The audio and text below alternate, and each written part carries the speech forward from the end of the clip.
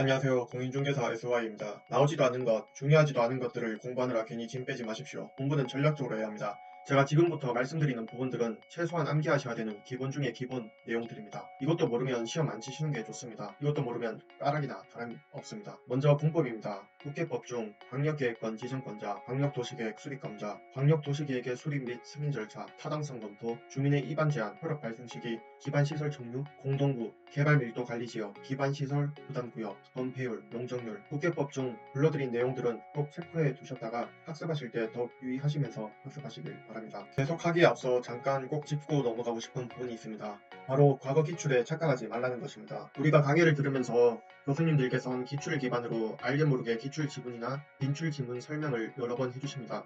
그렇기 때문에 과거 기출 문제를 풀어보면 생각보다 많이 맞추게 됩니다. 그러면서 수험생들은 와 이렇게 쉬웠네. 과거 수험생들은 쉽게 자격증 취득했네. 라고 속으로 생각할지도 모릅니다.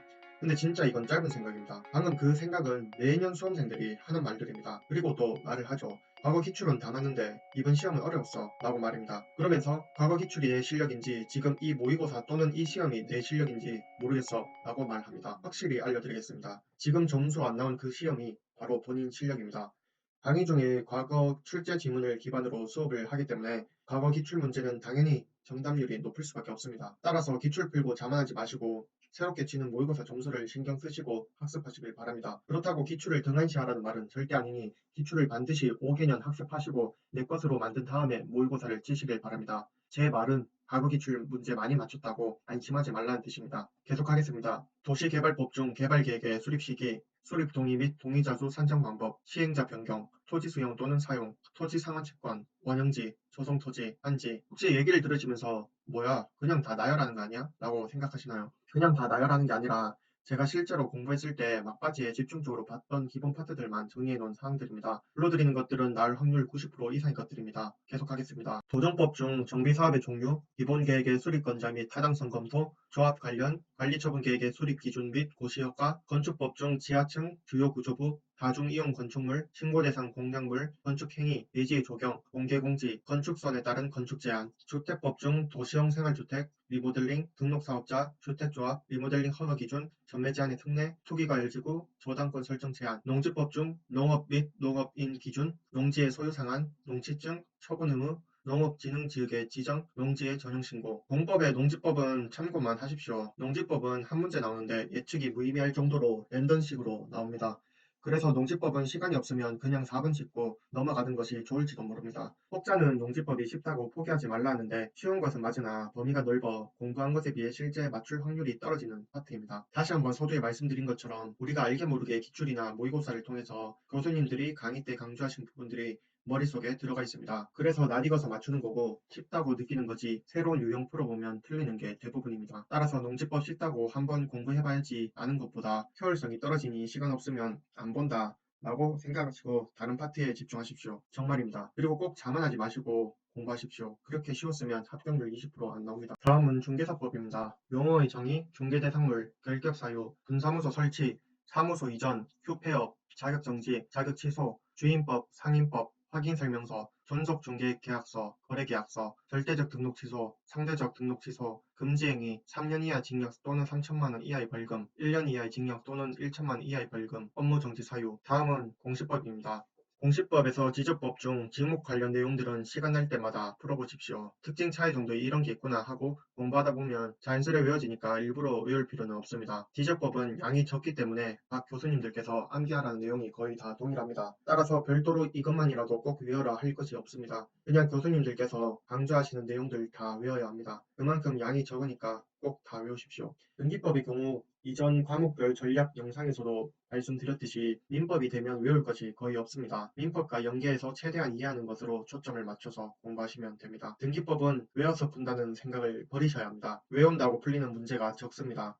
반드시 등기의 절차와 실제법을 이해하셔야 되고 그게 되시면 아 이렇게 당연한 걸 내가 이걸 왜 외우고 있었지 하는 순간이 올 겁니다. 그 순간이 오면 공부할 양이 한순간에 확 줄어든다는 걸 아시게 될 겁니다. 세법의 경우 취득세, 재산세, 양도소득세 위주로 공부하셔야 합니다.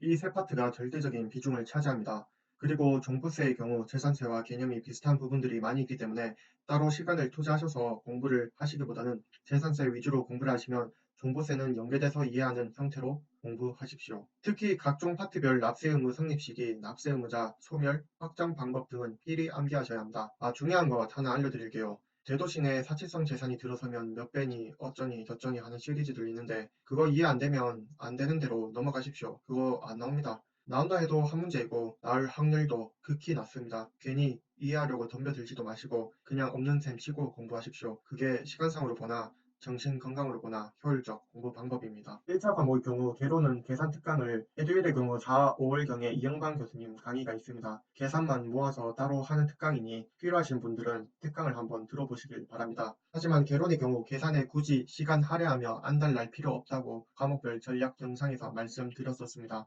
계산은 막말로 다 틀려도 합격하는데 지장이 없습니다. 자세한 설명은 과목별 전략 영상을 참고하십시오. 그리고 개론은 사실 외우다기보단 문제 많이 풀어서 자동 암기되는 부분들이 많으니까 비중을 많이 두지 마시고 민법에 두시면 되겠습니다. 개론 중에서 이것도 모르면 꽈락이나 마찬가지인 것들은 부동산 이해, 토지의 자연적 특성, 수요와 공급, 시장 균형과 탄력성, 각종 지대론, 개발권 양도제, 감정평가의 분류, 감가수정과 감가상각, 표준 공시지가와 개별 공시지가입니다. 민법의 경우 양이 많다 보니 시간이 없다면 암기 안 하고 자주 가서 낯익은 지문 고르는 방향으로 푸는 내용들을 알려드리겠습니다. 유인법과 상인법의 각종 숫자들, 예를 들어 묵시적 갱신, 법정 갱신, 소액 임차인, 기준금액, 각종 최소 기준금액, 이것들은 민법 중개사법에서 매달 교수님들께서 강의 중에 설명해 주시니까 그때그때 외우시면 됩니다. 일부러 외우실 필요는 없습니다. 다음, 무슨 과목에 비중을 두고 공부를 해야 할까에 관해 설명드리겠습니다. 2차만 준비하시는 분들을 제외하고는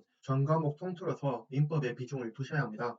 1월부터 공부를 새롭게 하신 분들도 10월부터 하신 분들도 재수생, en수생 분들도 모두 민법에 비중을 두고 공부를 하셔야 합니다. 그 이유는 뒷부분에 구체적으로 말씀드리겠습니다. 다음, 올해 1차만 칠 건데 1차만 공부해도 될까?에 대해 설명드리겠습니다. 1차 합격생을 제외하고는 모두 2차까지 동차로 준비하셔야 합니다. 올해 나는 1차만 할 거야 라고 다짐하시는 분들도 2차까지 같이 공부하시길 추천드립니다. 그 이유들로 첫째, 2차 교수님들이 1차 과목 것까지 설명해 주시는 경우가 상당히 많습니다. 예를 들어 주요권, 상인법, 유인법 이런 것들은 2차에도 연계해서 나오기 때문에 2차 과목 교수님들께서 각 개념들 설명하실 때 각 교수님들 스타일대로 설명해 주시기 때문에 1차 과목의 내용이 이해가 안 됐던 부분들이 갑자기 이해가 되는 부분들이 많기 때문입니다. 둘째로는 연계 이해입니다. 1, 2차 과목은 서로 연계 이해되는 부분들이 많습니다. 특히 민법을 알면 2차 과목이 수월한 부분들이 많습니다. 마찬가지로 2차 과목도 잘하면 민법이 이해되는 부분이 많습니다. 예를 들어 저당권, 주인법, 상인법, 지역권 등은 1, 2차 과목에 종종 나옵니다. 따라서 7월달까지는 1차만을 준비하시는 분들도 꼭 동차로 학습하시는 걸 추천드립니다. 7월부터 돼서 1차만 하셔도 안 늦습니다. 반드시 동차로 준비하십시오. 그래야지만 복합적으로 이해가 되어서 오히려 더 빨리 공부가 됩니다. 느린 게 빠른 겁니다.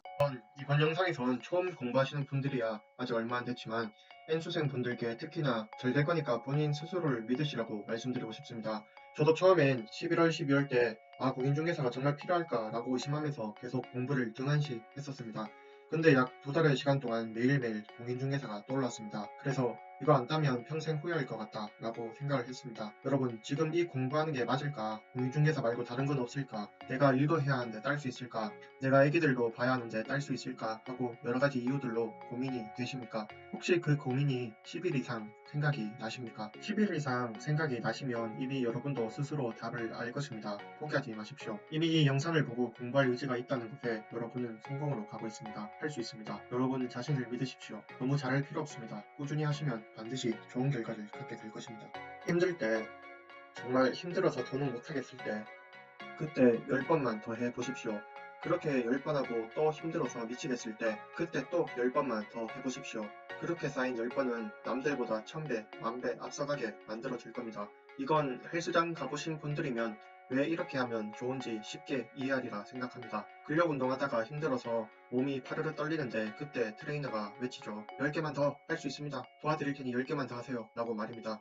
그러면 내 근육의 한계를 돌파하고 더 탄탄한 근육을 가지게 되는 거죠. 공부도 마찬가지입니다. 전 이렇게 노력해서 지방에 있는 4평짜리 단칸방에서 대학 시절 역량평가 상위 0.1%가 되었습니다. 바로 전교 1등을 하게 된 거죠. 지금은 공인중개사가 되었고 서울의 대단지 아파트를 소유하게 되었습니다. 그리고 하루하루 더 좋아지고 있습니다. 왜냐면 저는 힘들어서 포기하고 싶은 그 순간에 10번만 더 라고 노력하기 때문입니다. 저도 유튜브를 통해서 새로운 마음가짐으로 수험생 때를 생각하면서 공인중개사와 부동산 분야를 위해 영상을 만들 것입니다. 저도 또다시 10번 더 노력하겠습니다. 그리고 여러분의 트레이너가 되겠습니다. 더 높이 올라가서 인연을 만들고 싶습니다. 구독 감사합니다.